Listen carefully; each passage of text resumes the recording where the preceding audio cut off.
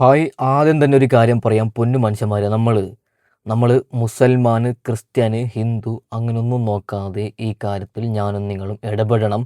ശശികല എന്തൊക്കെയോ കാര്യങ്ങൾ പാവപ്പെട്ട ക്രിസ്ത്യാനികളെ കുറിച്ചിട്ട് പറയുന്നുണ്ട്. അത് ഞാൻ വെച്ച് തരാം.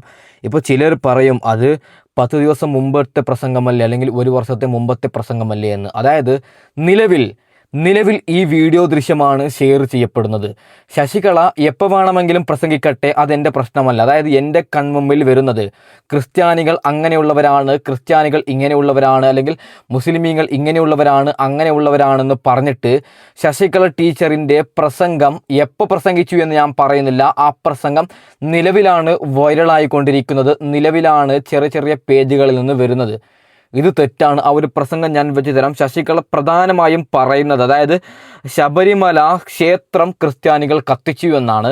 അതിനുശേഷം ശശികല പറയുന്നത് കേരളത്തിൻ്റെ ഭൂസ്വത്തുക്കൾ, അതായത് ഈ പറയുന്ന ക്രിസ്ത്യാനികൾ തട്ടിയെടുത്തു. അതിനുശേഷം ഈ അമ്പലത്തിൻ്റെ സ്വത്തുകളും ക്രിസ്ത്യാനികൾ തട്ടിയെടുത്തു, അവരെ ആട്ടിയോടിക്കണം, അങ്ങനെയൊക്കെയാണ് ശശികല പറയുന്നത്.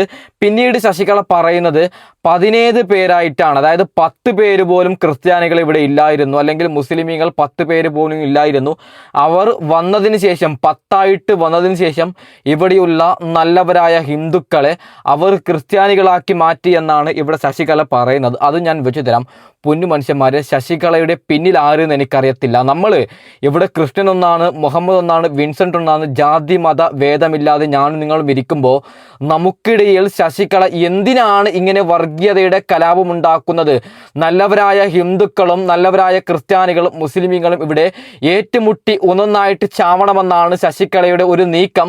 അത് നമ്മൾ ഇല്ലാതാക്കണം. ബഹുമാനപ്പെട്ട മുഖ്യമന്ത്രിയുടെ ഒരു കാര്യം പറയുകയാണ്. ബഹുമാനപ്പെട്ട മുഖ്യമന്ത്രി, ഞാനിപ്പോൾ വെച്ചു തരുന്ന ഈ വീഡിയോ ക്ലിപ്പ് ഒന്ന് കണ്ടിട്ട് ശശികലക്ക് തക്കതായിട്ടുള്ള ശിക്ഷ കൊടുക്കണമെന്ന് ഞാൻ പറയാം.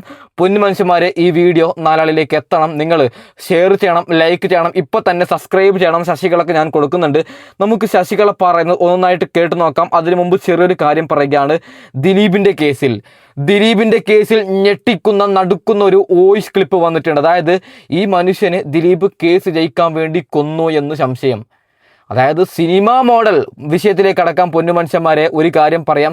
സിനിമാ മോഡൽ ഇപ്പോൾ കേസ് ജയിക്കാൻ വേണ്ടി നമ്മൾ സിനിമയിൽ ഒരുത്തനെ ഡോക്ടർ വന്ന് കൊല്ലുന്ന ഒരു കാഴ്ച കാണുന്നുണ്ട്. അതുപോലെ തന്നെ ബാലചന്ദ്രകുമാറിനെ ദിലീപ് കേസ് ജയിക്കാൻ വേണ്ടി ഈ മനുഷ്യനെ ദിലീപ് കൊന്നു എന്ന്, അതായത് ഡോക്ടർക്ക് പൈസ കൊടുത്തിട്ട് ഡോക്ടർ കൊന്നു എന്നാണ് കേൾക്കുന്നത്. അതിൻ്റെ തെളിവുകളൊക്കെ ഉണ്ട്. ഒരു ഓഡിയോ ക്ലിപ്പ് ഉണ്ട്. അത് സത്യമാണോ എന്നൊന്നും എനിക്കറിയത്തില്ല. ആ ഒരു ഓഡിയോ ക്ലിപ്പ് നിങ്ങൾ ഓരോരുത്തരും കേൾക്കണം. ഈ വീഡിയോയുടെ അവസാന ഭാഗം ഞാൻ വെച്ചു തരാം. അതായത് ബാലചന്ദ്രകുമാറിനെ കൊന്നതിന് ശേഷം ഈ ഡോക്ടർ അമേരിക്കക്ക് പോവുകയാണ്. പിന്നീട് വന്നത് 1 വർഷം കഴിഞ്ഞിട്ടാണ്. ആ വിഷയം കൂടി നമ്മൾ വീഡിയോയുടെ അവസാനം ശശികലക്ക് കൊടുത്തതിന് ശേഷം അവസാന നിമിഷം ഞെട്ടിക്കുന്ന 10 മിനിറ്റ് ദൈർഘ്യമുള്ള ഒരു ഫോൺ സംഭാഷണം ഞാൻ വെച്ചു തരാം. അത് നിങ്ങൾ ഓരോരുത്തരും കേൾക്കണം. ആദ്യം നമുക്ക് ശശികലക്ക് മറുപടി കൊടുക്കാം. ഓക്കെ, അത് കൃത്യമായി ക്രൈസ്തവ ലോബിയുടെ പണിയായിരുന്നു.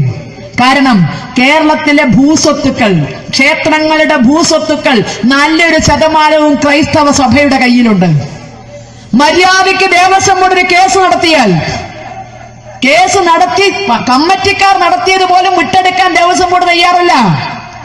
ആ ഭൂമി കൈവിട്ടു പോകുമോ എന്ന ഭയമാണ് ക്രൈസ്തവ ലോബിയെ ഹൈന്ദവ ദേവസ്വം ബോർഡുകൾക്ക് മുകളിൽ രാഷ്ട്രീയക്കാരന്റെ കൂച്ചുവിലം കടിയിപ്പിക്കാൻ കാരണം.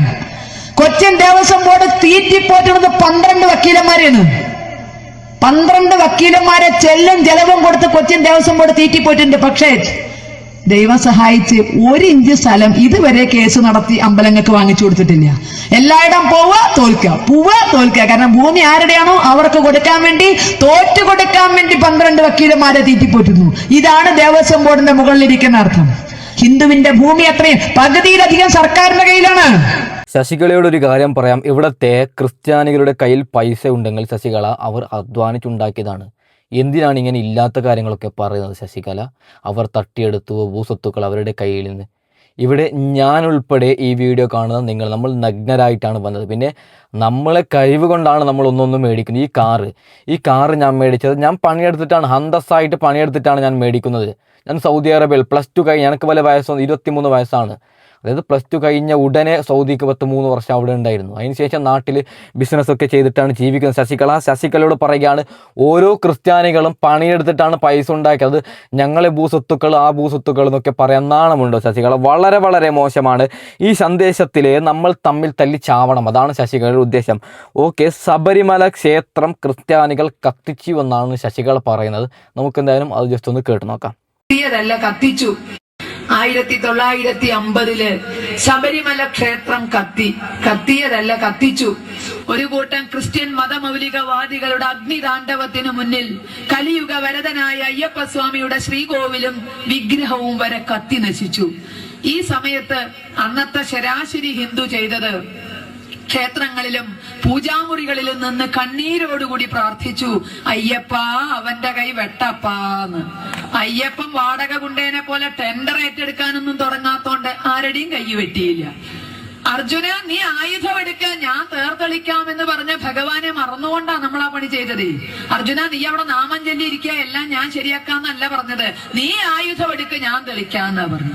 അത് മറന്ന ഹിന്ദു അയ്യപ്പ അവന്റെ കൈ വെട്ടപ്പാ എന്ന് പറഞ്ഞു. ഒന്നും സംഭവിച്ചില്ല. കാരണം അന്ന് രാഷ്ട്രീയ സ്വയം സേവക സംഘം കേരളത്തിൽ കാലൂന്നി എന്ന് പറയാറായിട്ടില്ല, വിരലൂന്നിയിട്ടേ ഉള്ളൂ. അതുകൊണ്ടാണ് അന്നത്തെ ഹിന്ദുവിന് ഇങ്ങനെ പ്രാർത്ഥിക്കുക മാത്രം ചെയ്യേണ്ട സ്ഥിതി വന്നത്. പക്ഷെ 1980-കളില് ശബരിമല ക്ഷേത്രത്തിന്റെ പൂങ്കാവനമായ നിലയ്ക്കൽ മഹാദേവ ക്ഷേത്ര സന്നിധിയില് കുരിശു പൊട്ടിമുളച്ചപ്പോ ആ കുരിശിന് മുന്നിൽ ഹിന്ദു കണ്ണീരോടുകൂടി അയ്യപ്പ അവന് വേണ്ടത് കൊടുക്കപ്പാന്ന് പറഞ്ഞില്ല. സ്വാമിയെ ശരണമയ്യപ്പ എന്ന് വിളിച്ച് അനുഗ്രഹം തേടി ഹിന്ദു തന്നെ ഇറങ്ങി. ഹിന്ദു സംഘടിച്ചിറങ്ങി ആ കുരിശ് പിഴുത് അവിടുന്ന് ഒരു ഏറെറിഞ്ഞപ്പോ കിലോമീറ്ററുകൾ അപ്പുറത്ത് ആങ്ങാമൊഴിയിൽ അത് ചെന്ന് വീണുവെങ്കില് അതും കാലം സമ്മാനിച്ച കരുത്തോ കാലം സമ്മാനിച്ച മാറ്റമോ അല്ല, രാഷ്ട്രീയ സ്വയം സേവക സംഘം പടുത്തുണ്ടാക്കിയ സംഘടിത ഹിന്ദു ശക്തിയാണ് നിലയ്ക്കലിലെ വിജയഗാഥ രചിക്കാൻ നമ്മെ സഹായിച്ചത്. ഒരു കാര്യം പറയാം, കൈയടിക്കുന്ന ശബ്ദം നിങ്ങൾ കേട്ടു. അതായത് അവിടുത്തെ നല്ലവരായ യുവാക്കള്, ഹിന്ദുക്കളായ യുവാക്കൾ വിചാരിക്കുന്നത് ശശികല പറയുന്നതൊക്കെ ശരിയെന്നാണ്. ശശികലയോട് ഒരു കാര്യം പറയാം, പൊന്നു ശശികല, പൊന്നു വിളിക്കുന്ന സ്നേഹം കൊണ്ടല്ല എൻ്റെ വായിൽ വരുന്നത്. ശശികലയോട് ഒരു കാര്യം പറയാം, ശശികല, ഞാൻ നിരവധി സ്വാമിമാരുടെ പ്രസംഗം ഞാൻ കേട്ട ഒരാളാണ്. ഉസ്താദന്മാരുടെ പ്രസംഗവും കേട്ടിട്ടുണ്ട്, പള്ളിയിലച്ഛന്മാരുടെ പ്രസംഗവും കേട്ടിട്ടുണ്ട്. പക്ഷേ ശശികല, നിന്നെപ്പോലെ ഒരാൾ പോലും വിഷം കാറുന്നില്ല. പള്ളിയിലച്ഛന്മാർ എന്ത് മനോഹരമായിട്ടാണ് പ്രസംഗിക്കുന്നത്. അവർ മതപ്രസംഗം നടത്തുന്നത് മതപരമായിട്ടാണ് അവർ പ്രസംഗം നടത്തുന്നത്. അതായത് മറിയ, അതിനുശേഷം യേശു, അവരുടെ കറക്റ്റായിട്ടുള്ള ക്ലിയറായിട്ടുള്ള കൃത്യമായിട്ടുള്ള പ്രസംഗമാണ്. ആ പ്രസംഗം കേട്ടാൽ നമ്മൾ ആരും തമ്മിൽ തല്ലൂല. അവരെ, അതായത് നല്ലവരായ ക്രിസ്ത്യാനികളെ എങ്ങനെ മതത്തിൽ നിലനിർത്താം, എങ്ങനെ അവർക്ക് മതം എങ്ങനെയാണ് ഉണ്ടായത്, അത് ക്ലിയറായി കൃത്യമായിട്ടാണ് പറയുന്നത്. പക്ഷേ ശശികല, നീ അങ്ങനെയാണ്. പിന്നെ നല്ലവരായ എത്രയോ സ്വാമിമാർ, എന്ത് നല്ല പ്രസംഗമാണ്, രാമായണത്തിലെ കഥ എല്ലാം ക്ലിയറായി കൃത്യമായിട്ട് പറയുന്ന സ്വാമിമാർ. പക്ഷേ ആ പ്രസംഗം കേട്ടാൽ നമുക്ക് വർഗീയത ഒന്നും തോന്നുന്നില്ല. കാരണം ആ മതം എങ്ങനെയാണ് ഉണ്ടായത്, അത് ആ കാര്യങ്ങളാണ് പറയുന്നത്. പക്ഷെ ശശികല അങ്ങനെയാണോ? ശശികല പറയുന്നത് വളരെ വളരെ വൃത്തികെട്ട രീതിയിലല്ലേ, നമ്മളെ തമ്മിൽ തല്ലിക്കൊന്നു, ക്രിസ്ത്യാനികൾ ആ സ്വത്ത് പിടിച്ചെടുത്തു, പള്ളി മറ്റത് മറിച്ചത്, മതം അത് ഇത്. നാണമുണ്ടോ ശശികല? ഉളുപ്പെന്ന് പറയുന്ന സാധനമുണ്ടോ ശശികല? വളരെ വളരെ മോശം. ശശികലയുടെ അടുത്ത ഭാഗം നിങ്ങൾ കേൾക്കണം. അതായത് ഇവിടെ വന്നത് എത്ര 10 ഹിന്ദു ക്രിസ്ത്യാനികളോ അല്ലെങ്കിൽ 10 മുസൽമാനോ അങ്ങനെയൊക്കെയാണ്. അതിന് തക്കതായിട്ടുള്ള മറുപടി ഞാൻ കൊടുക്കാം. കേട്ടു നോക്കാം ആദ്യം. 17% പോയിട്ട് 17 ആള് പോലും ഇല്ലാതെയാണ് ഇവിടെ ന്യൂനപക്ഷ വിഭാഗങ്ങൾ കയറി വന്നിരിക്കുന്നത്. ഇപ്പോൾ കേരളത്തിലേക്കൊക്കെ വന്നത് നമുക്കറിയാലോ, വളരെ കുറച്ച് ആളുകൾ വന്നത് കേരളത്തിലേക്ക്. അന്ന് പോലും അവരെ ഇവിടെ ആരും വേട്ടയാടിയിട്ടില്ല. ഇവർ വരുന്ന സമയത്ത് ഇവർ 17% ഉണ്ടോ, 17 ലക്ഷം ഉണ്ടോ, 17,000 ഉണ്ടോ, ഒന്നുമില്ല. 17 ആൾ പോലും ഇവരില്ല. ആ സമയത്താണ് കൊടുങ്ങല്ലൂർ അവർക്ക് പള്ളി നിർമ്മിച്ചു കൊടുക്കുന്നത്. ഒരു ക്ഷേത്രത്തിൻ്റെ സ്ഥലത്ത് ക്ഷേത്രം നിർമ്മിക്കാൻ ഉദ്ദേശിച്ച വസ്തുവകകൾ കൊടുത്താണ് കൊടുങ്ങല്ലൂർ ആരാധനാലയം ഉണ്ടാക്കുന്നത്. ഇവിടെ ഒന്നും ഒരാളും ഇതിനെ എതിർത്തിട്ടില്ല. ശശികല പറയുന്നത് ഇവിടെ ആദ്യം ന്യൂനപക്ഷങ്ങൾ പേരെടുത്ത് പറഞ്ഞിട്ടില്ല, ക്രിസ്ത്യാനികളും മുസ്ലിമീങ്ങളുമാണ്. അപ്പോൾ 17 പേര് പോലും ഇല്ല എന്നാണ്. ഒരൊറ്റ കാര്യം ശശികല, നല്ലവരായ ഹിന്ദുക്കൾ എൻ്റെ വീഡിയോ കാണുന്നുണ്ടെന്ന് എനിക്കറിയാം, നിങ്ങളെ ഞാൻ കുറ്റം പറയുന്നില്ല. ശശികല ഇങ്ങനെ പറയുമ്പോൾ എനിക്ക് പറയുന്നുണ്ട്, ശശികല നല്ലൊരു ഹിന്ദു അല്ല, ശശികല ഒരു വൃത്തികെട്ട ഒരു ജന്മമാണ്. എന്നാലും ശശികലയുടെ ഒരു കാര്യം പറയാം, നിങ്ങൾ ജനിക്കുമ്പോൾ ഈ നെറ്റിൽ എഴുതി വെക്കുന്നുണ്ടോ ഈ കുഞ്ഞ് ഹിന്ദു കുഞ്ഞ് എന്ന് പറഞ്ഞിട്ട്? അല്ല, ശശികല പറഞ്ഞത് അങ്ങനെയാണ്. ഇവിടെ 17 പോലും ന്യൂനപക്ഷങ്ങൾ വരുന്നില്ല എന്നാണ്. ഈ ദുനിയാവിൽ ജനിച്ചതിന് ശേഷം ആ കുട്ടിക്ക് ഒരു 6 or 7 വയസ്സ് പ്രായമാവുമ്പോൾ, ബുദ്ധി ഉണ്ടാവുമ്പോൾ നമ്മുടെ മാതാപിതാക്കൾ ഏതാണോ തിരഞ്ഞെടുത്തത് ആ പാതയിലാണ് ആ കുട്ടികൾ പോകുന്നത്. ഒരു കാര്യം പറയാം പൊന്നു മനുഷ്യന്മാരെ, ഇപ്പോൾ ഞാൻ വർഗീയത കൊണ്ടുവരുന്നതല്ല, അങ്ങനെ ആരും വിചാരിക്കല്ല. ഒരു കാര്യം പറയാം, ഇപ്പോൾ ഒരു ക്രിസ്ത്യാൻ കുട്ടി ജനിച്ചു എന്ന് നിങ്ങൾക്ക് സങ്കല്പിക്കൂ. ഒരു ക്രിസ്ത്യാനി അമ്മയും അച്ഛനും പ്രസവിച്ച ഒരു കുഞ്ഞ് ജനിച്ചു. അതിന് ഒരു ഹിന്ദുവായിട്ടുള്ള ഒരു സഹോദരൻ വളർത്തി വലുതാക്കുന്നുണ്ട്. ആ കുട്ടി ഹിന്ദുവാവും. നേരെ മറിച്ചിട്ട് അങ്ങനെ തന്നെയാണ് ഹിന്ദുവായ ഒരു കുട്ടിയെ ഒരു ക്രിസ്ത്യാനി വളർത്തി വലുതാക്കുന്നത് ആരാണ്? അവരെ കണ്ടിട്ടാണ് കുട്ടികൾ പഠിക്കുന്നത്. അപ്പോൾ ശശികല പറയുന്ന വാദം തെറ്റാണ്, 17 വന്നിട്ടുള്ളൂ എന്ന്. ഓക്കെ, ഞാൻ ബാക്കി വിഷയത്തിലേക്ക് കടക്കാം. ശശികലയോട് പറയുകയാണ്, ഇനി മേലിൽ ശശികല ഇങ്ങനെയുള്ള വർഗീയത പറയരുത്. ദിലീപിൻ്റെ വിഷയത്തിലേക്ക് കടക്കാം. പൊന്നു മനുഷ്യന്മാരെ, ഞെട്ടിക്കുന്ന വാർത്തയാണ് വരുന്നത്. പൊന്നു ദിലീപേ, ഇത് സിനിമയല്ല. ഒരു കേസ് ജയിക്കാൻ വേണ്ടി ഒരു പാവത്തിൻ്റെ ജീവൻ നീ ബലി കൊടുത്തു എന്നാണ് ഈ ഒരു ഫോൺ സംഭാഷണത്തിലൂടെ മനസ്സിലാവുന്നത്. നിങ്ങൾ ഓരോരുത്തരും ക്ലിയറായി കൃത്യമായിട്ട് കേൾക്കണം. ഓക്കെ, ഡോക്ടേഴ്സ്, ഒന്ന് ഡോക്ടർ ശിവരാമകൃഷ്ണൻ യൂറോളജിസ്റ്റ്, ഒന്ന് കാർഡിയോളജിസ്റ്റ് ഡോക്ടർ രാജലക്ഷ്മി. ഈ 2 ഡോക്ടർക്കെതിരെയാണ് എനിക്ക് പറയാനുള്ളത്. കാരണം ഞങ്ങൾ ഈ ഹോസ്പിറ്റൽ SCT ഹോസ്പിറ്റലിൽ പോകുന്ന സമയത്ത് ബാലുവിന് റെക്കറന്റ് ആയിട്ട് പനി വന്നതിന്റെ അടിസ്ഥാനത്തിൽ ഞങ്ങൾ നടത്തിയ ഒരു ടെസ്റ്റിൽ ബാലുവിന് കിഡ്നിയിൽ ഒരു സ്റ്റോൺ ഉണ്ടെന്ന് കണ്ടു. റൈറ്റ് കിഡ്നിയിൽ ഒരു സ്റ്റോൺ ഉണ്ടെന്ന് കണ്ടു. ആ സ്റ്റോൺ റിമൂവ് ചെയ്യാൻ വേണ്ടിയിട്ടാണ് ഞങ്ങൾ ആ ഹോസ്പിറ്റലിൽ പോകുന്നത്. അപ്പോൾ ഡോക്ടർ ശിവരാമകൃഷ്ണനെയും ബാലുവിന് ഒരു 30 years കൊണ്ട് അറിയുന്നതാണ്. അങ്ങനെ അവിടെ പോയി ഡോക്ടർ നമ്മൾ റിസൾട്ട് കാണിക്കുമ്പോൾ, ഈ CT റിപ്പോർട്ട് നമ്മൾ കാണിക്കുമ്പോൾ ഡോക്ടർ ഞങ്ങളോട് പറഞ്ഞത് അതെ ഒരു സ്റ്റോൺ ഇരിപ്പുണ്ട്, അതുകൊണ്ടാണ് ഈ റിക്കറന്റ് ആയിട്ട് പനി വരുന്നത്. നമുക്ക് കിഡ്നിയിൽ ഇൻഫെക്ഷൻ ഉണ്ട്, ആ ഇൻഫെക്ഷൻ ഒന്ന് മാറ്റിയതിനു ശേഷം നമുക്ക് ഈ സ്റ്റോൺ റിമൂവ് ചെയ്യാം, അപ്പോഴേക്കും ഈ പ്രശ്നങ്ങളൊക്കെ തീരും എന്ന് പറഞ്ഞു. ഞങ്ങൾ ഹോസ്പിറ്റലിൽ അഡ്മിറ്റ് ആവുന്ന സമയത്ത് ശിവരാമകൃഷ്ണൻ ഞങ്ങളുടെ നെഫ്രോളജിസ്റ്റ് ആയിട്ടുള്ള വിഷ്ണു ഡോക്ടറെ കാണാനായിട്ട് പറഞ്ഞേക്കുന്നു. അവിടെ പോകുമ്പോൾ ഡോക്ടർ വിഷ്ണുവും ഇതേ അഭിപ്രായം തന്നെയാണ് പറയുന്നത്. ഡോക്ടർ വിഷ്ണുവിനെ കാണുന്ന സമയത്ത് ബാലുവിന്റെ ക്രിയാറ്റിൻ എന്ന് പറയുന്നത് 6.2 ആയിരുന്നു. അപ്പോൾ വിഷ്ണു പറഞ്ഞ് നമുക്ക് ട്രീറ്റ്മെന്റ് സ്റ്റാർട്ട് ചെയ്യാം എന്ന് പറഞ്ഞ് ഞങ്ങൾ അഡ്മിറ്റ് ആയി റൂമിലോട്ട് എത്തി. 1 മണിക്കൂർ കഴിയുമ്പോഴേക്കും ഞങ്ങളോട് ശിവരാമകൃഷ്ണൻ ഡോക്ടർ റൂമിൽ വന്നിട്ട് പറഞ്ഞു, അല്ല നമുക്ക് ട്രീറ്റ്മെന്റ് അല്ല, നമുക്ക് എന്തായാലും സ്റ്റോൺ റിമൂവ് ചെയ്യാം, ആദ്യം നാളെ നമുക്ക് സ്റ്റോൺ റിമൂവ് ചെയ്യാം, എന്നിട്ട് ട്രീറ്റ്മെന്റ് സ്റ്റാർട്ട് ചെയ്യാന്ന് പറഞ്ഞു. അങ്ങനെ അവര് പിറ്റേ ദിവസം തന്നെ ഓപ്പറേഷൻ ചെയ്യുന്നു. ഓപ്പറേഷൻ കഴിഞ്ഞു. അതിന്റെ പിറ്റേ ദിവസം ആയപ്പോൾ ക്രിയാറ്റിൻ കുറയേണ്ട ക്രിയാറ്റിൻ കൂടി. അതിന്റെ അടുത്ത ദിവസം ഇങ്ങനെ കൂടി. അങ്ങനെ ഒരു 5ാമത്തെ ദിവസം ആകുമ്പോഴേക്കും ക്രിയാറ്റിന്റെ ലെവൽ എന്ന് പറയുന്നത് 11.5 ആയി. ഈ സമയത്ത് ഡോക്ടർ വിഷ്ണു ഓരോ ദിവസവും ഞങ്ങളോട് വന്ന് പറയുന്നതെന്ന് വെച്ചാൽ ക്രിയാറ്റിൻ എന്തുകൊണ്ട് കൂടുന്നു എന്ന് അവർക്ക് അറിയത്തില്ല, എങ്ങനെയാണ് കൂടുന്നത്. വിഷ്ണു ഡോക്ടർക്ക് അത്ഭുതമായിരുന്നു എന്തുകൊണ്ട് ഇങ്ങനെ സംഭവിക്കുന്നു എന്നുള്ളത്. ഡോക്ടർ പറഞ്ഞ് ചിലപ്പോൾ ഈ ആന്റിബയോട്ടിക്സ് ഒക്കെ എടുക്കുന്നത് കൊണ്ട് ചിലപ്പോൾ ക്രിയാറ്റിന്റെ ലെവൽ ചിലപ്പോൾ കയറുന്നതായിരിക്കാം, കുറച്ച് 2-3 ദിവസം കഴിയുമ്പോൾ കുറയുമായിരിക്കാം എന്നായിരുന്നു വിഷ്ണു ഡോക്ടർ വിചാരിച്ചിരുന്നത്. അപ്പോൾ ഈ ബാലുവിന്റെ ബ്ലഡ് ടോക്സിക് ആയി വരുന്നു, ക്രിയാറ്റിൻ, യൂറിയ, പൊട്ടാഷ്യം ഇങ്ങനെ എല്ലാം കൂടി ലെവൽ കൂടി വരുന്നു. ബാലുവിന് ബ്രീത്തിങ് പ്രശ്നങ്ങൾ വരുന്നു. അങ്ങനെ ഇപ്പോൾ ഡോക്ടർ വിഷ്ണു ഞങ്ങളോട് പറയുന്നു ഡയാലിസിസ് അല്ലാതെ മറ്റൊരു ഓപ്ഷൻ ഇല്ല, ഇനി ഡയാലിസിസിലോട്ട് പോകണം എന്ന് പറയുന്നു. പക്ഷേ ശിവരാമകൃഷ്ണൻ അത് സമ്മതിക്കുന്നില്ല. ഡയാലിസിസ് വേണ്ട എന്ന് തന്നെയാണ് ശിവരാമകൃഷ്ണൻ വന്ന് നമ്മളോട് പറയുന്നത്. എന്നിട്ട് എന്താണ് ഇവർക്കിടയിൽ സംഭവിച്ചതെന്ന് അറിയില്ല. വിഷ്ണു ഡോക്ടർ ശിവരാമകൃഷ്ണൻ തമ്മിൽ സംസാരിച്ചിട്ടാണോ തീരുമാനിച്ചതെന്ന് അറിയില്ല. ഉച്ചയായപ്പോൾ ഈ 5ാമത്തെ ദിവസം ഉച്ചയായപ്പോൾ ഞങ്ങളോട് വന്ന് പറയുന്നു ഡയാലിസിസിലേക്ക് പോകണം, അല്ലാതെ പറ്റില്ല എന്ന് ശിവരാമകൃഷ്ണൻ വന്ന് പറയുന്നു. അങ്ങനെയാണ് ഡയാലിസിസ് സ്റ്റാർട്ട് ചെയ്യുന്നത്. അപ്പോൾ ഈ ഡയാലിസിസിലേക്ക് പോകണം എന്ന് പറയുമ്പോൾ തന്നെ ഞങ്ങൾ തമ്മിൽ സംസാരിക്കുന്നുണ്ടായിരുന്നു, ബാലുവും ഞാനുമായിട്ട് സംസാരിക്കുന്നുണ്ടായിരുന്നു. ഡയാലിസിസ് എന്ന് പറയുന്നത് കിഡ്നി 2ഉം ഡാമേജ് ആകുമ്പോൾ സംഭവിക്കുന്ന ഒരു സംഗതിയല്ലേ എന്നുള്ളതായിരുന്നു ഞങ്ങളുടെ സംസാരം. ഇവിടെ നമ്മൾ നോക്കുമ്പോൾ ധൃതി പിടിച്ചുള്ള ഒരു ഓപ്പറേഷൻ തന്നെ നടന്നിട്ടുണ്ട്. അതായത് യൂറോളജി ഭാഗത്തിൽ ധൃതി പിടിച്ചിട്ടുള്ള ഒരു ഓപ്പറേഷൻ ആയിരുന്നു. ആദ്യത്തെ പ്രശ്നം തുടങ്ങുന്നത് തന്നെ തിരുവനന്തപുരത്തെ SUT ആശുപത്രിയിലാണ്. ബാലചന്ദ്രകുമാറിന് കിഡ്നിയിൽ ഒരു സ്റ്റോൺ കണ്ടതിനെ തുടർന്ന് അത് മാറ്റാനാണ് ഇവരവിടെ പോകുന്നത്. അഡ്മിറ്റ് ആകുന്ന സമയത്ത് അദ്ദേഹത്തിന്റെ ക്രിയാറ്റിൻ ലെവൽ 6.2 ആയിരുന്നു. അത്യാവശ്യം ഉയർന്ന ഒരു ലെവലാണ്. അവിടുത്തെ നെഫ്രോളജിസ്റ്റ് ആയിട്ടുള്ള, അതായത് കിഡ്നി രോഗ വിദഗ്ധരായിട്ടുള്ള ഡോക്ടർ വിഷ്ണു ആണ് ഒരു നിർദ്ദേശം വെച്ചത്. അദ്ദേഹം പറഞ്ഞ കിഡ്നിയിൽ ചെറിയൊരു ഇൻഫെക്ഷൻ ഉണ്ട്, അത് മരുന്ന് തന്ന് മാറ്റിയിട്ട് നമുക്ക് പതുക്കെ ഓപ്പറേഷൻ ചെയ്യാം എന്നൊക്കെ തന്നെയായിരുന്നു. മെഡിക്കൽ പരമായിട്ട് നോക്കിയാൽ അതാണ് ഏറ്റവും സുരക്ഷിതമായിട്ടുള്ള വഴി. പക്ഷെ ഇവിടെയാണ് ആദ്യത്തെ അസ്വാഭാവികത നടക്കുന്നത്. അതായത് അവിടുത്തെ യൂറോളജിസ്റ്റ് ആയിട്ടുള്ള ഡോക്ടർ ശിവരാമകൃഷ്ണൻ അദ്ദേഹം നേരിട്ട് വന്നിട്ട് പറയാണ് അതൊന്നും വേണ്ട, നമുക്ക് നാളെ തന്നെ സ്റ്റോൺ മാറ്റാം എന്നത്. എന്തായാലും നെഫ്രോളജിസ്റ്റിന്റെ നിർദ്ദേശം മറികടന്ന് പിറ്റേ ദിവസം തന്നെ ഓപ്പറേഷൻ ചെയ്തു. ഫലം എന്തായിരുന്നു? സാധാരണഗതിയിൽ കുറയേണ്ട ക്രിയാറ്റിൻ ലെവൽ 5ാം ദിവസം ആയപ്പോഴേക്കും വളരെ ഉയർന്ന ലെവലായി മാറി. അതായത് കിഡ്നിയുടെ പ്രവർത്തനം അവിടെ പൂർണ്ണമായിട്ടും തകരാറിലായി. ഇവിടെ നമ്മൾ ചിന്തിക്കേണ്ടത് എന്താണ്? ഇൻഫെക്ഷൻ നിലനിൽക്കുമ്പോൾ എന്തിനാണ് അത്രയും സീനിയർ ആയിട്ടുള്ള ഒരു ഡോക്ടർ അത്രയും ധൃതി പിടിച്ച് ഓപ്പറേഷൻ ചെയ്തത്? എന്നാൽ അതിലും വലിയ ദുരൂഹത എന്ന് പറയുന്നത് അദ്ദേഹത്തെ ബാലചന്ദ്രകുമാറിന്റെ യാതൊരു കുഴപ്പമില്ലാതിരുന്ന പൂർണ്ണ ആരോഗ്യവത്തായിട്ടുള്ള ഒരു ഇടത് കിഡ്നി ഉണ്ടായിരുന്നു. അവിടെ കൂടി ഡോക്ടർമാർ ഇവരെ സ്റ്റെന്റ് ഇട്ടു. എന്തിനാണെന്ന് ചോദിച്ചപ്പോൾ ഒരു സേഫ് സൈഡിന് എന്നാണ് അവർ പറഞ്ഞത്.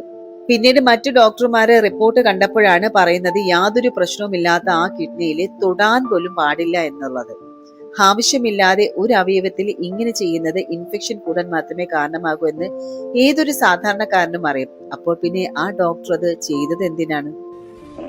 അപ്പോൾ ഞങ്ങൾ വിഷ്ണു ഡോക്ടറോട് സംസാരിക്കുമ്പോൾ ഡോക്ടർ പറയുന്നത് വെച്ചാൽ ഇത് എന്തുകൊണ്ട് ഇങ്ങനെ ക്രിയാറ്റിൻ കയറുന്നു എന്നുള്ള കാര്യം അറിയില്ല. ഒരു കാരണവശാലും സംഭവിക്കേണ്ടതല്ല, പക്ഷെ അങ്ങനെ സംഭവിക്കുന്നു.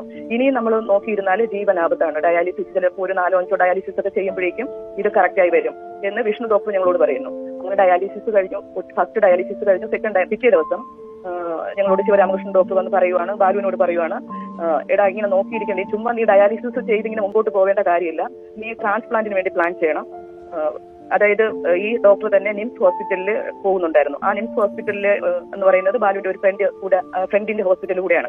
അപ്പൊ പറയാണ് നിങ്ങൾ അവിടെ പോയിട്ട് ട്രാൻസ്പ്ലാന്റ് ചെയ്യണം എന്ന് നമ്മളോട് രണ്ടാമത്തെ ദിവസം പറയുന്നു. നെഫ്രോളജിസ്റ്റ് ആയിട്ടുള്ള വിഷ്ണു ഡോക്ടർ പറയുന്നത് വെച്ചാൽ 3-4 ഡയാലിസിസ് കഴിയുമ്പോൾ ബാലു ഓക്കെ ആവും. ഇത് തമ്മിലുള്ള ഡിഫറൻസ് മനസ്സിലായോ? അപ്പോൾ അതിനുശേഷം പിന്നെ ഓരോ ദിവസം കഴിയുന്നതോറും ഡയാലിസിസ് കൂടി വരുന്നതിനകത്ത് ബാലുവിന് ഒരു മാറ്റങ്ങൾ ഉണ്ടാകുന്നില്ല. ഉറപ്പായിട്ടും കിഡ്നി ഡാമേജ് ആയി എന്നും മനസ്സിലാക്കുക. അങ്ങനെ പോയി ഒരു 6 മാസങ്ങൾക്ക് ശേഷം ബാലുവിന് ഹാർട്ടിന്റെ പ്രശ്നം വരുന്നു. ഹാർട്ടിന് പ്രശ്നം വന്നു, ആൻജിയോപ്ലാസ്റ്റി ചെയ്തു, ഒരു സ്റ്റെന്റ് ഇട്ടു. അങ്ങനെ 1 ഇയർ കഴിഞ്ഞു പോയി. 1 ഇയർ കഴിയുമ്പോഴേക്കാണ് നമ്മൾ ട്രാൻസ്പ്ലാന്റിന് വേണ്ടിയിട്ട് പ്ലാൻ ചെയ്യുന്നത്. ട്രാൻസ്പ്ലാന്റിന് വേണ്ടി പ്ലാൻ ചെയ്യുന്ന സമയത്ത് ഫിറ്റ്നസ് എടുക്കാൻ വേണ്ടി ഡോക്ടർ രാജലക്ഷ്മിയെ കാണാൻ വേണ്ടിയിട്ട് പോകുന്നു. രാജലക്ഷ്മി 1 ഇയർ കൊണ്ട് അവരുടെ അണ്ടറിൽ ട്രീറ്റ്മെന്റ് എടുത്തുകൊണ്ടിരുന്ന പേഷ്യന്റാണ് ബാലു. അപ്പോൾ ഡോക്ടർ രാജലക്ഷ്മി എക്കോയും ECG ഒക്കെ എടുത്ത് നോക്കിയതിനു ശേഷം പറഞ്ഞു ബാലുവിന് ട്രാൻസ്പ്ലാന്റിന് ഓക്കെയാണ്, വേറെ ഒരു പ്രശ്നങ്ങളും ഇല്ല, ഹാർട്ട് കറക്റ്റ് ആയിട്ട് വർക്കിംഗ് ആണ്, ഒരു പ്രശ്നങ്ങളോട് ട്രാൻസ്പ്ലാന്റിലോട്ട് പോകുമെന്ന് പറയുന്നു. ഞങ്ങൾ പ്ലാൻ ചെയ്തിരുന്നത് ഈ SUT ഹോസ്പിറ്റലിൽ തന്നെയായിരുന്നു ട്രാൻസ്പ്ലാന്റ് പ്ലാൻ ചെയ്തിരുന്നത്. അങ്ങനെ ഞങ്ങൾ പിന്നെ വിഷ്ണു ഡോക്ടറെ പോയി കാണുന്നു. അപ്പോൾ വിഷ്ണു ഡോക്ടർ ഈ ഫിറ്റ്നസ് കിട്ടിയതിന് ശേഷമാണ് ഞങ്ങൾ വിഷ്ണു ഡോക്ടറെ പോയി കാണുന്നത്. അപ്പോൾ ഈ എക്കോ കൊണ്ടുപോയി ഡോക്ടർ വിഷ്ണുവിനോട് പറയാണ് രാജലക്ഷ്മി ഞങ്ങൾക്ക് ഫിറ്റ്നസ് തന്നിട്ടുണ്ട്. അപ്പോൾ വിഷ്ണു ഡോക്ടർ ആ സമയത്ത് നമ്മളോട് പറയുന്നു ഈ ഹോസ്പിറ്റലിൽ ട്രാൻസ്പ്ലാന്റ് ചെയ്യാൻ പറ്റത്തില്ല, കാരണം ഞങ്ങൾക്ക് ബാലുവിന് കിഡ്നി തരാമെന്ന് പറഞ്ഞിരുന്നത് ബാലുവിന്റെ ഏറ്റവും അടുത്ത സുഹൃത്താണ്. അപ്പോൾ ഈ ഹോസ്പിറ്റലിൽ സുഹൃത്തുക്കളുടെ കിഡ്നി ആണെങ്കിൽ എടുക്കത്തില്ല, ഏറ്റവും അടുത്ത ക്ലോസ് റിലേറ്റീവിന്റെ ആണെങ്കിൽ മാത്രമേ ഇവിടെ ചെയ്യാൻ പറ്റത്തുള്ളൂ. ആദ്യം വിഷ്ണു ഡോക്ടർ ഞങ്ങളോട് പറഞ്ഞിരുന്നത് ഇവിടെ ചെയ്യാമെന്ന് തന്നെയാണ് പറഞ്ഞിട്ടാണ് ഞങ്ങൾ ബാക്കി എല്ലാ കാര്യങ്ങളും ഈ ഹോസ്പിറ്റലിൽ തന്നെ ചെയ്തുകൊണ്ടിരുന്നത്. അപ്പോ അത് കഴിഞ്ഞു ഞങ്ങൾക്ക് എറണാകുളം മെഡിക്കൽ ട്രസ്റ്റ് ഹോസ്പിറ്റലിലോട്ട് പോയി നമ്മൾ ട്രാൻസ്പ്ലാന്റിന് വേണ്ടിയിട്ട്. അവിടെ പോയി നടത്തിയ ടെസ്റ്റിലാണ് ഞങ്ങൾ വളരെ വലിയൊരു കാര്യം തിരിച്ചറിയുന്നത്. ഈ കൊണ്ടുപോയ എക്കോ എന്ന് പറയുന്നത് എന്നോട് ഡോക്ടർ മനു വർമ്മ, ആ ഹോസ്പിറ്റലിലെ കാർഡിയോളജിസ്റ്റ് ആയിട്ടുള്ള ഡോക്ടർ മനു വർമ്മ പറഞ്ഞ ഡയലോഗ് ഇങ്ങനെയാണ്: ഈ നിങ്ങൾ ഇവിടെ SUT ഹോസ്പിറ്റലിൽ നിന്ന് കൊണ്ടുവന്നു എന്ന് പറയുന്ന ഈ എക്കോ ഈ പേഷ്യന്റേതല്ല, പേഷ്യന്റ് എന്ന് പറഞ്ഞാൽ ബാലചന്ദ്രകുമാറിന്റേതല്ല, ഈ ബാലചന്ദ്രകുമാറിന്റെ എക്കോ എന്ന് പറയുന്ന ഇതാണ് എന്ന് പറഞ്ഞിട്ട് ആ ഹോസ്പിറ്റലിൽ വെച്ചെടുത്ത് എക്കോ എനിക്ക് കാണിച്ചു തരികയാണ്. ഇവിടെ ഏറ്റവും വലിയ അടുത്ത ക്രിമിനൽ ചതി എന്ന് പറയുന്നത് മാറിപ്പോയ എക്കോ റിപ്പോർട്ട്. അതായത് ഇതിനേക്കാളും ഞെട്ടിക്കുന്ന രണ്ടാമത്തെ ഭാഗമാണിത്. കിഡ്നിയുടെ അവസ്ഥ മോശമായതുകൊണ്ട് തന്നെ അത് മാറ്റി വെക്കണമെങ്കിൽ ഹാർട്ടിന്റെ ഫിറ്റ്നസ് സർട്ടിഫിക്കറ്റ് ഒക്കെ വേണം. അതുകൊണ്ട് തന്നെ ഇവർ കാണിക്കുന്നത് അവിടുത്തെ കാർഡിയോളജിസ്റ്റ് ആയിട്ടുള്ള ഡോക്ടർ രാജലക്ഷ്മിയാണ്. 1 വർഷത്തോളമായി ബാലചന്ദ്രകുമാർ ഇവരുടെ അണ്ടറിലാണ് ഹാർട്ടിലെ ട്രീറ്റ്മെന്റ് ഒക്കെ എടുത്തിരുന്നത്. അവരെ എക്കോയും ECG ഒക്കെ എടുത്തിട്ട് പറഞ്ഞു ഹാർട്ടിന് ഒരു കുഴപ്പവുമില്ല, 100% ഓക്കെയാണ്, നിങ്ങൾ ധൈര്യമായിട്ട് മുന്നോട്ട് പൊയ്ക്കോളൂ എന്നാണ് അവർ പറഞ്ഞത്. ഇതും വിശ്വസിച്ച് ഇവർ കിഡ്നി മാറ്റി വെക്കാനായിട്ട് എറണാകുളം മെഡിക്കൽ ട്രസ്റ്റ് ഹോസ്പിറ്റലിലും എത്തി. അവിടെ വെച്ച് റിപ്പോർട്ടുകൾ പരിശോധിച്ച് അവിടുത്തെ കാർഡിയോളജിസ്റ്റ് പറഞ്ഞ കാര്യമാണ് ഈ ഒരു കേസിന്റെ ടേണിംഗ് പോയിന്റ് എന്ന് പറയുന്നത്. അദ്ദേഹം പറഞ്ഞത് എന്താണ്? നിങ്ങൾ അവിടെ നിന്ന് കൊണ്ടുവന്ന ഈ ഒരു എക്കോ റിപ്പോർട്ട് ഒരിക്കലും ബാലചന്ദ്രകുമാറിന്റേതല്ല എന്നുള്ളത്. തുടർന്ന് അവർ അവിടെ വെച്ച് തന്നെ അടിയന്തരമായിട്ട് ആൻജിയോഗ്രാം ചെയ്തപ്പോഴാണ് ഞെട്ടിക്കുന്ന ആ ഒരു സത്യം പുറത്തു വരുന്നത്. അതായത് അദ്ദേഹത്തിന്റെ ഹൃദയത്തിലെ 3 പ്രധാന ബ്ലോക്കുകളായിരുന്നു, കൂടാതെ മറ്റു നിരവധി ബ്ലോക്കുകളുമുണ്ട്. എന്നിട്ട് പിന്നെ ആൻജിയോഗ്രാം ചെയ്യുമ്പോൾ ബാലുവിന് നിരവധി ബ്ലോക്കുകൾ ഉണ്ടെന്ന് കണ്ടെത്തുകയും ചെയ്യുന്നു. അങ്ങനെയാണ് നമ്മൾ അവിടെ നിന്ന് തിരിച്ച് നാട്ടിലേക്ക് വരുന്നു. പിന്നെ ചെങ്ങന്നൂർ ഹോസ്പിറ്റലിലോട്ട് നമ്മൾ ബൈപ്പാസിനായിട്ട് പോകുന്നത്. ഇതാണ് ബാലു അവിടെ പോയി പിന്നെ ഓപ്പറേഷൻ കഴിഞ്ഞു, ഓപ്പറേഷൻ സക്സസ് ആയിരുന്നു. പിന്നീടുണ്ടായ ഇൻഫെക്ഷനിലാണ് ബാലുവിന്റെ മരണത്തിന് കാരണമാകുന്നത്. ആ ചെങ്ങന്നൂർ ഹോസ്പിറ്റലിൽ വിഷ്ണുവിന്റെ അറിവെന്ന് പറയുന്നത് ഒരു 3-4 ഡയാലിസിസ് കഴിയുമ്പോൾ ബാലു ഓക്കെ ആകും എന്നുള്ളതാണ് ഡോക്ടർ വിഷ്ണു പറയുന്നത്. പിന്നീട് അതിനുശേഷം ബാലുവിനെ ഏകദേശം 1 മാസം കഴിഞ്ഞപ്പോഴേക്കും ബാലുവിന്റെ യൂറിൽ നിന്ന് ബ്ലഡ് വരുന്നുണ്ടായിരുന്നു. ഏകദേശം 1.5 ആഴ്ചയോളം തുടർച്ചയായിട്ട് ബ്ലഡ് വന്നു. ഫസ്റ്റ് ഡേ തന്നെ നമ്മൾ ഹോസ്പിറ്റലിൽ പോയി അവിടെയാണ് അഡ്മിറ്റ് ആകുന്നു. ഏകദേശം 1-1.5 ആഴ്ചയോളം അവിടെ നമ്മൾ കിടക്കുന്നു. പക്ഷേ ഈ ബ്ലഡിന്റെ അളവും ഫുള്ള് ബ്ലഡായി ഇങ്ങനെ പോകുന്നതല്ലാതെ കുറയുന്നില്ല. അപ്പോ എന്തുകൊണ്ട് എന്നുള്ളത് എല്ലാ ടെസ്റ്റുകളും നടത്തിയിട്ട് കണ്ടെത്താനേ കഴിയുന്നില്ല. ഒടുവിൽ ഞങ്ങളുടെ ഫ്രണ്ട് ആയിട്ടുള്ള ഒരു ഡോക്ടർ ബാലുവിനോട് പറഞ്ഞു, ഈ ഡയാലിസിസ് സമയത്ത് എടുക്കുന്ന ഹെപ്പാരിനും ഈ സ്റ്റെന്റും കൂടെ ഉണ്ടാവുമ്പോഴേ ഇങ്ങനെ ബ്ലഡ് വരാനുള്ള സാധ്യത വളരെ കൂടുതലാണ്. അപ്പോൾ അതുകൊണ്ട് ആ സ്റ്റെന്റ് അങ്ങ് റിമൂവ് ചെയ്താൽ ആ ബ്ലഡിൽ വരുന്നത് നിൽക്കും. ബാലുവിന്റെ അപ്പോഴേക്കും ഈ ബ്ലഡിന്റെ അളവൊക്കെ വളരെ കുറഞ്ഞ് അനീമിക്കിന്റെ അവസ്ഥയിലോട്ട് എത്തിയിട്ടുണ്ടായിരുന്നു. പക്ഷെ ശിവരാമകൃഷ്ണൻ ഈ സ്റ്റെന്റ് എടുക്കാൻ തയ്യാറാകുന്നില്ല. ഒടുവിൽ ബാലു അല്പ ദേശത്ത് തന്നെ പറയേണ്ടി വന്നു, എന്തായാലും ഓക്കെ, എന്ത് ഇൻഫെക്ഷൻ വന്നാലും ഞാൻ സഹിച്ചോളാം, എനിക്ക് സ്റ്റെന്റ് റിമൂവ് ചെയ്തേ പറ്റത്തുള്ളൂ എന്ന് പറഞ്ഞു. അങ്ങനെ സ്റ്റെന്റ് റിമൂവ് ചെയ്തു. ഈ സ്റ്റെന്റ് റിമൂവ് ചെയ്യുന്ന സമയത്താണ് ബാലു അറിയുന്നത് 2 സ്റ്റെന്റ് ഉണ്ട് എന്നുള്ള കാര്യം. അപ്പോ ഫസ്റ്റ് ഈ ഓപ്പറേഷൻ ചെയ്ത സമയത്ത് എന്നോട് പറഞ്ഞിട്ടുണ്ടായിരുന്നു 2 ഭാഗത്ത് സ്റ്റെന്റ് ഇട്ടിട്ടുണ്ട് എന്നുള്ള കാര്യം. ഞാൻ അപ്പൊ എന്താണെന്ന് ചോദിച്ചു, പറഞ്ഞത് സേഫ് സൈഡ് ഇട്ടതാണെന്ന് പറഞ്ഞു എന്നോട്. ബാലുവിനോടും ഇത് തന്നെയാണ് പറഞ്ഞത്. സ്റ്റെന്റ് എടുക്കുന്ന സമയത്ത് ബാലുവിനോടും പറഞ്ഞതെന്ന് വെച്ചാൽ സേഫ് സൈഡ് ഇട്ടു എന്നുള്ള കാര്യമാണ്. അവിടുന്ന് ബാലു എന്ന് വന്നതിന് ശേഷം ബാലു ഡോക്ടേഴ്സിനോട്, ബാലുവിന്റെ ഫ്രണ്ട്സ് ആയ ഡോക്ടേഴ്സിനോട് സംസാരിക്കുമ്പോൾ അവരെല്ലാവരും ഞെട്ടലോട് കൂടിയാണ് പറഞ്ഞത്, ഒരു കാരണവശാലും അങ്ങനെ ചെയ്യാൻ പാടില്ല. കാരണം ബാലുവിന്റെ ഈ റിപ്പോർട്ട് നമ്മൾ കൊണ്ടുപോയ CT റിപ്പോർട്ട് ബാലുവിന്റെ ഫ്രണ്ട്സ് നമ്മൾ കൊടുത്തിട്ടുണ്ടായിരുന്നു. അവരതെല്ലാം നോക്കിയതിന് ശേഷം പറഞ്ഞതെന്ന് വെച്ചാൽ ഈ ലെഫ്റ്റ് കിഡ്നി എന്ന് പറഞ്ഞാൽ ഒരു പ്രശ്നങ്ങളും ഇല്ലാത്ത, ഒന്നും ഇല്ലാത്ത വളരെ നോർമൽ ആയിട്ടുള്ള ഒരു കിഡ്നിയാണ് ലെഫ്റ്റ്. ഒരു കാരണവശാലും അവിടെ തൊടാൻ പാടില്ലാത്തതാണ്. എന്തിന് അയാൾ ചെയ്തു എന്നുള്ളത് പല ഡോക്ടേഴ്സ് ഞങ്ങളോട് ചോദിച്ചു. അതിന്റെ അടിസ്ഥാനത്തിലാണ് ഈ ശിവരാമകൃഷ്ണൻ ഡോക്ടറെ കാണാൻ വേണ്ടി പല തവണ ശ്രമിച്ചു. നമുക്ക് പറ്റിയില്ല. ഒരു ദിവസം അപ്പോയിന്റ്മെന്റ് എടുത്തു. അന്ന് നമ്മൾ പോകുന്നതിന് തൊട്ട് മുമ്പ് പുള്ളി അവിടെ പോയിട്ടുണ്ടായിരുന്നു. ബാലു ഇക്കാര്യം ഈ ശിവരാമകൃഷ്ണൻ ഡോക്ടറുടെ അസിസ്റ്റന്റ് ആയിട്ടുള്ള ഒരു മെയിൽ നേഴ്സ് ഉണ്ട്. ആ പുള്ളിക്കാരനോട് സ്ഥിരമായി പറയുന്നുണ്ട്. അവിടുത്തെ നേഴ്സുമാരോട് പലപ്പോഴും പലരോടും പറയുന്നുണ്ടായിരുന്നു. ഒടുവിലെ കുറച്ച് ദിവസങ്ങൾക്ക് ശേഷം നമ്മൾ അറിയാൻ കഴിഞ്ഞത് പുള്ളി ഇവിടുന്ന് അമേരിക്കയിലേക്ക് പുള്ളിയുടെ മകന്റെ അടുത്തേക്ക് പോയി എന്നാണ് അറിയാൻ കഴിഞ്ഞത്. പിന്നെ ഒരു 1 ഇയർ കഴിഞ്ഞതിന് ശേഷമാണ് ഡോക്ടർ ശിവരാമകൃഷ്ണൻ തിരിച്ചെത്തുന്നത്. ആ സമയത്ത് ഞങ്ങൾ ഒരിക്കൽ ഇങ്ങനെ സ്റ്റെപ്പിന്റെ അവിടെ വെച്ച് ഞങ്ങൾ പരസ്പരം കണ്ടു. ഞങ്ങൾ ഡോക്ടറുടെ അടുത്തേക്ക് എത്തുന്നതിന് തൊട്ട് മുമ്പ് ഡോക്ടർ തിരിച്ച് പോവുകയാണ് ഉണ്ടായത്. അതിനുശേഷം പിന്നെ കണ്ടിട്ടില്ല. പിന്നെ ഞങ്ങൾ ഈ പലപ്പോഴും പലരും ഞങ്ങളോട് പറഞ്ഞിട്ടുണ്ടായിരുന്നു കേസുമായിട്ട് മുമ്പോട്ട് പോകാം എന്ന്. ബാലുവിന്റെ കൂടിയല്ല, അതായത് ബാലുവിന്റെ ബ്രദേഴ്സ് ചോദിച്ചിട്ടുണ്ടായിരുന്നു എന്തുകൊണ്ട് ആണെന്നുള്ളത് നമുക്ക് അന്വേഷിക്കേണ്ടത്, എന്താണ് സംഭവിച്ചതെന്ന് അറിയണ്ടേ എന്ന് ചോദിച്ചിട്ടുണ്ടായിരുന്നു. പക്ഷെ നമ്മുടെ ഇതില് എല്ലാവരും പറഞ്ഞതെന്ന് വെച്ചാൽ, നമ്മുടെ കൂടിയുള്ള ആൾക്കാർ പറഞ്ഞതെന്ന് വെച്ചാല്, ബാലു വീണ്ടും ഒരു കേസുമായിട്ട് പോയാൽ, ഇപ്പോ മറ്റൊരു കേസ് സാക്ഷിയാണ്, അപ്പോൾ വീണ്ടും ഒരു കേസുമായിട്ട് പോകുമ്പോൾ അടുത്ത് നമുക്ക് ട്രാൻസ്പ്ലാന്റിനോട്ട് പോകേണ്ടതാണ്. ആ സമയത്ത് നമ്മൾ ട്രാൻസ്പ്ലാന്റിന് വേണ്ടി ശ്രമിക്കും. ഒരുപക്ഷെ മറ്റൊരു ഹോസ്പിറ്റലിൽ നമുക്ക് പോകാൻ പറ്റാണ്ട ഒരു സാഹചര്യം വന്നേക്കാം. അതുകൊണ്ട് തൽക്കാലം വേണ്ട, ട്രാൻസ്പ്ലാന്റ് കഴിഞ്ഞതിന് ശേഷം നമുക്ക് കേസുമായിട്ട് പോകാമെന്ന് നമ്മൾ തീരുമാനിക്കായിരുന്നു ചെയ്തത്. കൂട്ടുകാരെ, ഒന്ന് ആലോചിച്ച് നോക്കൂ. 100% ബ്ലോക്ക് ഉള്ള ഒരു ഹൃദയത്തിന്റെ ഉടമയ്ക്ക് ഒരിക്കലും ഒരു നോർമൽ എക്കോ റിപ്പോർട്ട് കിട്ടില്ല. അപ്പോൾ ഒന്നുകിൽ ആ ഡോക്ടർ പരിശോധന നടത്താതെ വ്യാജ റിപ്പോർട്ട് ഉണ്ടാക്കി നൽകി, അല്ലെങ്കിൽ മറ്റാരുടെയോ റിപ്പോർട്ടായിരിക്കും ബാലചന്ദ്രകുമാറിന്റെ പേരിൽ വെച്ച് നൽകിയത്. ഒരു രോഗിക്ക് എപ്പോൾ വേണമെങ്കിലും ഹൃദയാഘാതം വന്ന് മരിക്കാൻ കാരണമായിരിക്കാവുന്ന അത്രയും വലിയൊരു ക്രിമിനൽ ചതിയാണിത്. മുൻപ് പലതവണ കടുത്ത നെഞ്ചുവേദനയുമായിട്ട് ഇവര് അർദ്ധരാത്രിയിലൊക്കെ ചെന്നിട്ട് പോലും അത് വെറും ഗ്യാസിന്റെ പ്രശ്നമാണ് എന്നൊക്കെ പറഞ്ഞ് ഈ ഡോക്ടർ അവരെ മടക്കി അയക്കുകയായിരുന്നു. ശരിക്കും ഈ 2 ഡോക്ടർമാരുടെ ഭാഗത്ത് നിന്നുണ്ടായ പെരുമാറ്റമാണ് സംശയങ്ങൾ പൂർണ്ണമാക്കുന്നത്. എറണാകുളത്തെ യഥാർത്ഥ റിപ്പോർട്ടുമായിട്ട് ഷീബ മിനി തിരികെ വന്ന് ചോദ്യം ചെയ്തപ്പോൾ ഡോക്ടർ രാജലക്ഷ്മി പരിഭ്രാന്തിയാവുകയും മറ്റാരുമില്ലാത്ത മുറിയിലേക്ക് അവരെ മാറ്റി നിർത്തി സംസാരിക്കുകയാണ് ചെയ്തത്. അവര് പറഞ്ഞത് മറുപടി പറയാൻ ഒരാഴ്ചത്തെ സമയം വേണം എന്നൊക്കെ തന്നെയാണ് അവർ ആവശ്യപ്പെട്ടത്. ഇതേക്കുറിച്ച് സംസാരിക്കാൻ പലതവണ ശ്രമിച്ചിട്ട് പോലും ഡോക്ടർ ശിവരാമകൃഷ്ണനെ കാണാൻ അനുവാദം നൽകിയില്ല എന്ന് മാത്രമല്ല, അദ്ദേഹം പെട്ടെന്ന് തന്നെ നീണ്ട ലീവ് എടുത്തിട്ട് അമേരിക്കയിലേക്ക് പോവുകയും ചെയ്തു. തങ്ങളുടെ ഭാഗത്ത് തെറ്റില്ലെങ്കിൽ എന്തിനാണ് ഇവരിങ്ങനെ ഒഴിഞ്ഞു മാറിയതെന്നും, ഹൃദയത്തിലെ ഈ ബ്ലോക്കുകൾ കാരണം തന്നെ അതീവ ഗുരുതരാവസ്ഥയിലായ ബാലചന്ദ്രകുമാറിനെ പിന്നീട് ചെങ്ങന്നൂർ ഹോസ്പിറ്റലിൽ കൊണ്ടുപോയിട്ട് ഒരു അടിയന്തര ബൈപ്പാസ് സർജറിയൊക്കെ ചെയ്യേണ്ടി വന്നു. സർജറിയൊക്കെ സക്സസ് ആയിരുന്നു. പക്ഷെ മുൻപ് നടന്ന തെറ്റായിട്ടുള്ള ഈ ചികിത്സകൾ കാരണം ശരീരം അത്രമാത്രം വീക്കായതുകൊണ്ടും സർജറിക്ക് ശേഷം ഉണ്ടായ കടുത്ത ഇൻഫെക്ഷൻ കാരണമാണ് അദ്ദേഹം മരണത്തിലേക്ക് പോകുന്നത്. നമുക്കറിയാം, ബാലചന്ദ്രകുമാർ കേരളത്തെ ഉലച്ച ഒരു പ്രമുഖ കേസിലെ നിർണായക സാക്ഷിയായിരുന്നു. അദ്ദേഹം കോടതിയിൽ ഹാജരാകേണ്ട കൃത്യസമയത്താണ് ഈ ഒരു രോഗാവസ്ഥകൾ ഉണ്ടാകുന്നത്. അതുകൊണ്ട് തന്നെ ഈ ഒരു മെഡിക്കൽ വീഴ്ചകൾ വെറുമൊരു അശ്രദ്ധയല്ല, മറിച്ച് അദ്ദേഹത്തെ ഇല്ലാതാക്കാൻ വേണ്ടി ആരെങ്കിലും ബോധപൂർവം ചെയ്യിച്ചതാണോ എന്നുള്ള സംശയമാണ് ഭാര്യ ഷീബയുടെ ഭാഗത്തു നിന്നുണ്ടാവുന്നത്. ഓക്കെ, ഒരു കാര്യം പറയാം, തെറ്റ് ചെയ്തത് ആരെങ്കിലും ശിക്ഷിക്കണം. ദിലീപ് പുണ്യാളനായിട്ടൊന്നും നടക്കണ്ട. അതായത് ഇത് ഉള്ളതാണെങ്കിൽ ഇതിന് അന്വേഷിക്കണം. നമ്മുടെ UDF സർക്കാരിനോട് പറയുകയാണ്, ഇത് അന്വേഷിച്ചിട്ട് ദിലീപ് ഇത് ചെയ്തിട്ടുണ്ടെങ്കിൽ തക്കതായിട്ടുള്ള ശിക്ഷ. ഇതിങ്ങനെ, അതായത് ബാലചന്ദ്രകുമാറിനെ കൊന്നതാണെങ്കിൽ ഇത് പ്രൂവ് ചെയ്യുകയാണെങ്കിൽ ദിലീപിന് വധശിക്ഷ തന്നെ കൊടുക്കണം എന്നാണ് ഞാൻ പറയുന്നത്. വളരെ വളരെ തെറ്റാണ്. ഓക്കെ, അപ്പോൾ തൽക്കാലം വൈൻഡപ്പ് ചെയ്യുകയാണ്. അടുത്ത വീഡിയോയുമായി ഇടം വരാം. Okay, by.